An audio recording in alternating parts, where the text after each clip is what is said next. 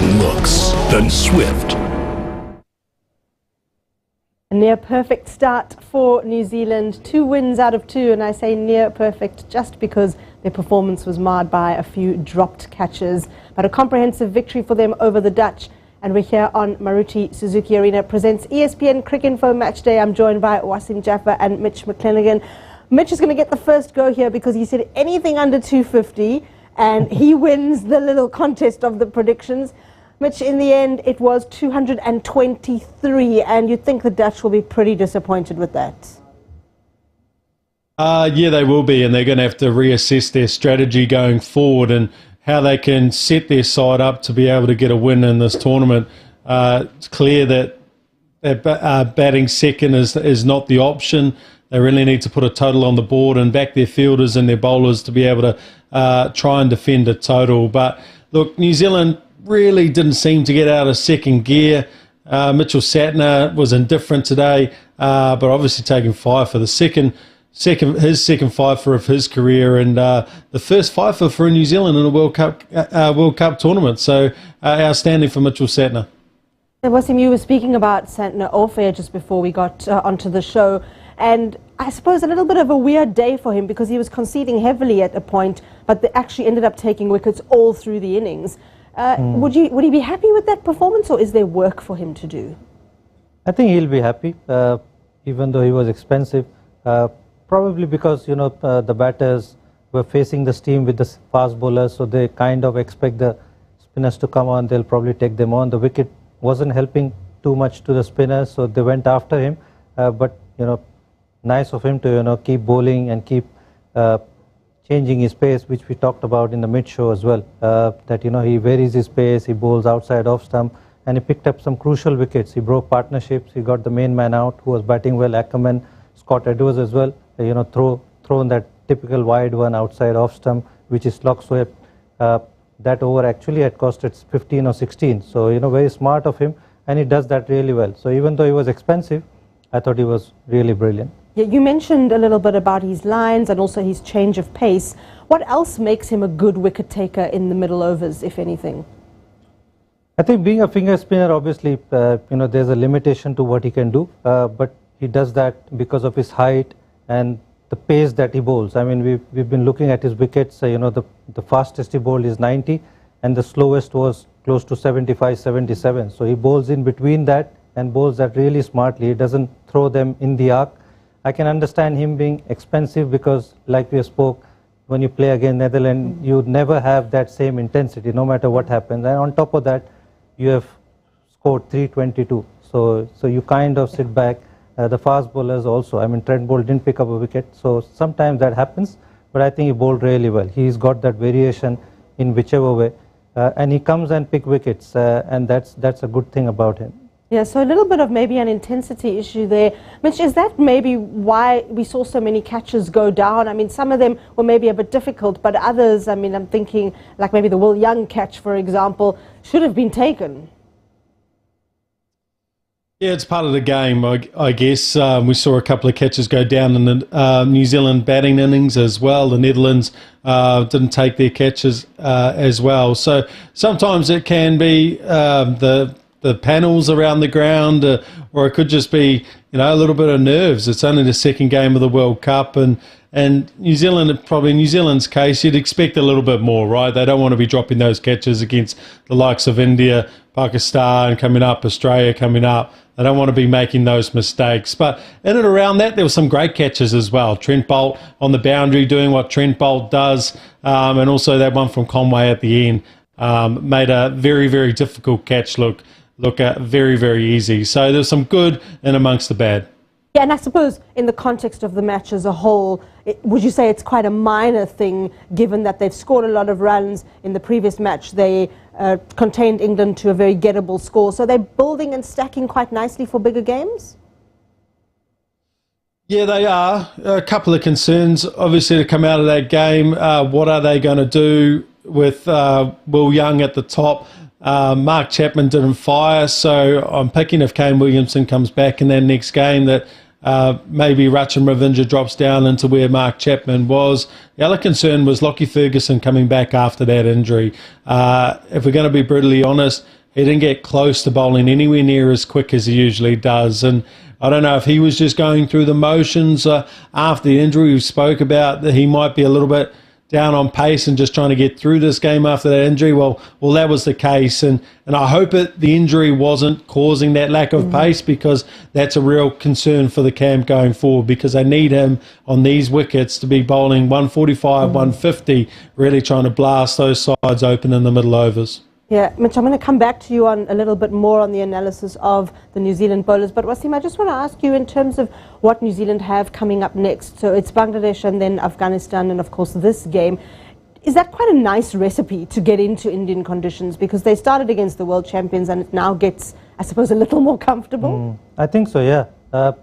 Two comparatively easier game. I won't say easier, sure. But yeah, Bangladesh and Afghanistan, and you will be probably 4 win out of 4 and sitting on top just makes you, comfortable and obviously, grew in confidence, and then the momentum is running high. So I think it's a good thing that they've started against the top team. And helps to get used to conditions. And then obviously your big players also coming in, which also is very handy. Team Saudi, Ken Williamson. I mean, I've got a question for Mitch as well. I mean, if Ken Williamson comes back, then why not he bats number 4 and then you stick with the top 3? And Mark Chapman obviously misses out because, unfortunately didn't get so many runs. So yeah, that's a possibility as well, rather than somebody who's got 100 at the start of the tournament batting it at number 6 or 7. Yeah, what do you reckon, Mitch? Would you do that? Yeah, conversely, or Rachin Ravindra can bat 4. I know Kane loves that batting number 3 position, and cricket is a funny breed. You take them out of their comfortable environment and everything in their world can just implode. So I would just have Kane sticking at 3. But hey, that's a really good idea. Maybe you don't have to drop Rachin Ravindra all the way down to the bottom of the order. He can bat 4. We know Daryl Mitchell, he's batted lower down in the order in the past for New Zealand and actually does a really effective job of finishing the innings if you're not going to play someone like Jimmy Neesham. So he adds that little bit of power towards the back end of the innings. So hey, that might be something that Gary Stead and Kane Williamson and Tom Latham look at. Yeah, so a couple of questions for New Zealand in terms of their batting lineup. But let's move now to looking at their bowlers. And Matt Henry, I would say, has probably made himself undroppable now. He's got wickets in both matches. Today, really good up front, asking questions in the channel. How would you assess him, Mitch? Yeah, I think he was searching for wickets early. I think he went a little bit fuller than we saw against a better opposition in England. He was a lot more disciplined in the areas that he hit. And that's a false sense he can get lured into with the new ball against what maybe he deems to be a weaker opposition and going for those wickets up top. Just thought that he was going to blast through them, and that wasn't the case. It wasn't until he actually started to think a little bit more about how to get Vikram Singh out, where he came around the wicket knowing he was staying leg side and used his cricket brain a little bit more and was able to get that wicket hitting the top of the stumps from around the wicket. So you can't afford to overpitch when you come in and play against the top sides. You can't give them that momentum at the top of the innings. But he came back nicely, and in terms of what he's contributing to the side, look, I don't think he was droppable before the tournament, and after the first 2 performances, you're right, he's not droppable now. And then if we talk about Lockie Ferguson, you mentioned a little bit earlier in the show that you want him to be bowling really, really fast, and maybe the injury was the reason that he wasn't. What would you do now? Play him for another game and see if he's still got the pace, or hold him back, have him train a bit and bring a Tim Southee back in? Yeah, well, this is the option, right? Next game against Bangladesh, do you want to get those three games wins in a row? He bowled pretty well at Bangladesh. He troubled the Bangladesh batsman with his speed, but if the speed's not there and in these conditions, he may not be as troubling. So you also got to think about trying to get some overs into Tim Southee in a competitive fixture, and is that going to be this next game against Bangladesh, or is it later in the tournament, maybe against Afghanistan, where you get on a run and give Lockie Ferguson opportunity? Look, I hope he's fully fit and bounces back from this, and I'd like to see him roll out and and really crank up that radar in the next game. Yeah, even not fully fit, Wasim, he still managed to ask quite a few questions. We saw some cutters there, and he went for very few runs. So overall, New Zealand, with their fit and their unfit players, how would you say they're looking as a unit? They're looking very good, yeah. I mean, the first game obviously stands out. Today, you expected them to roll over Netherlands, and they did. And the star players probably coming back, Kane Williamson, Team Saudi as well. So it does look really good. The next two fixtures also goes in their favour.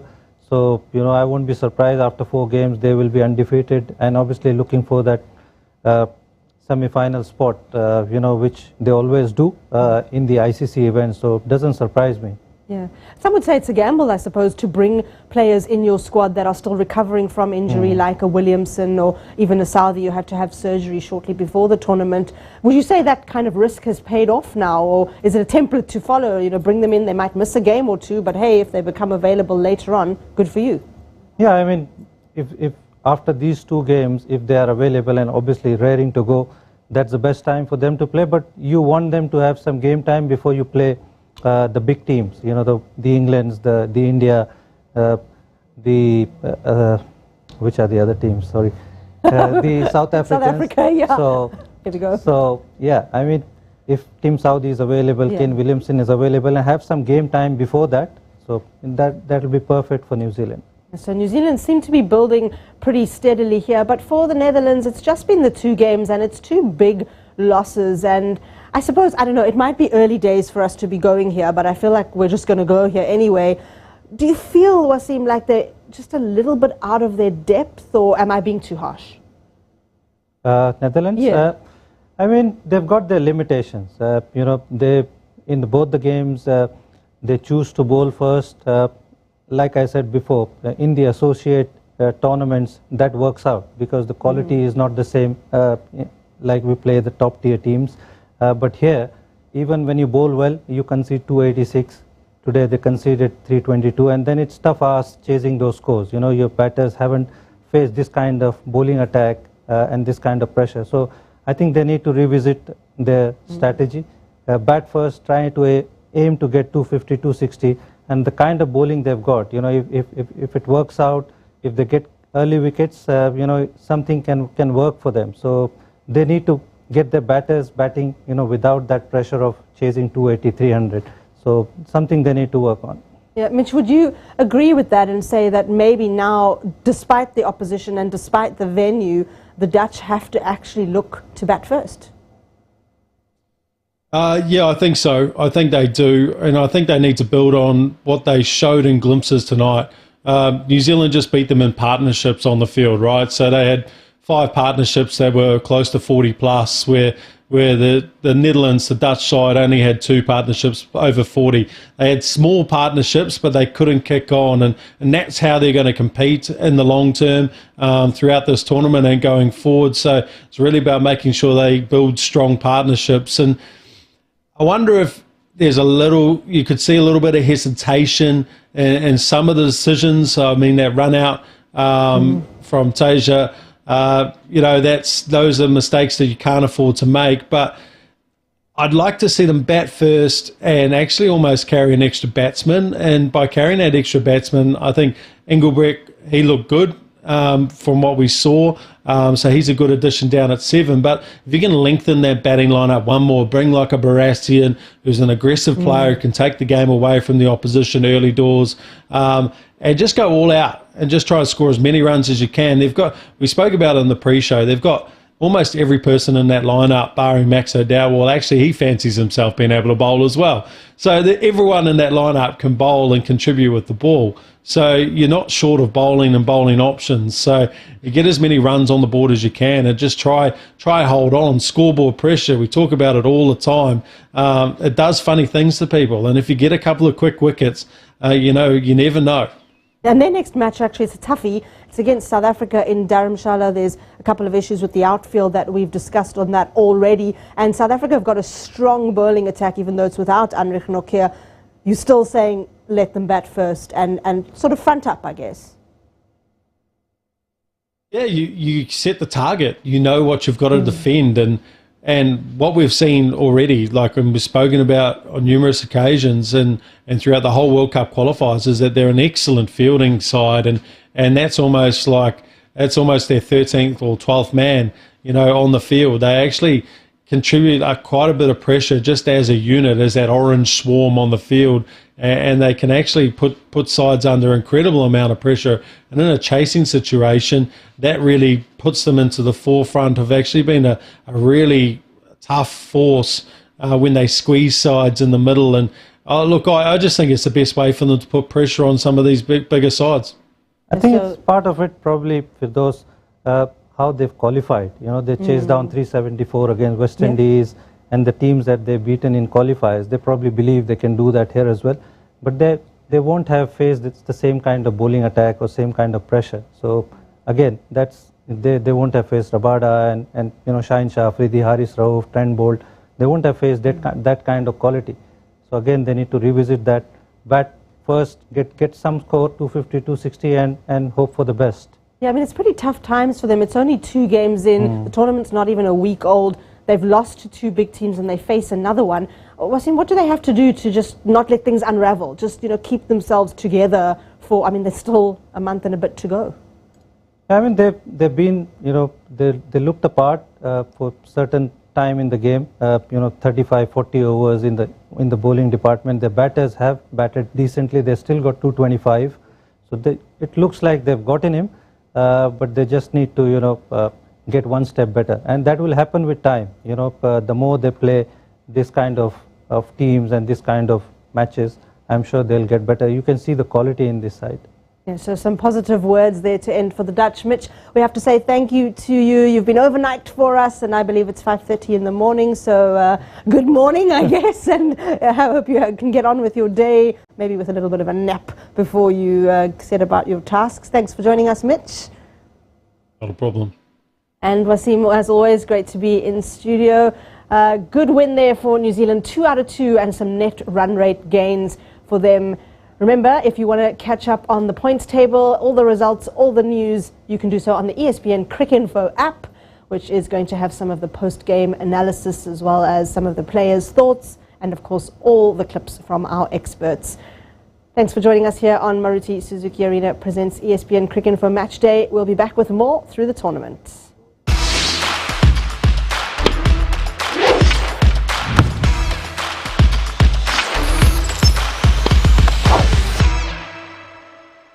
Stunning looks, then swift,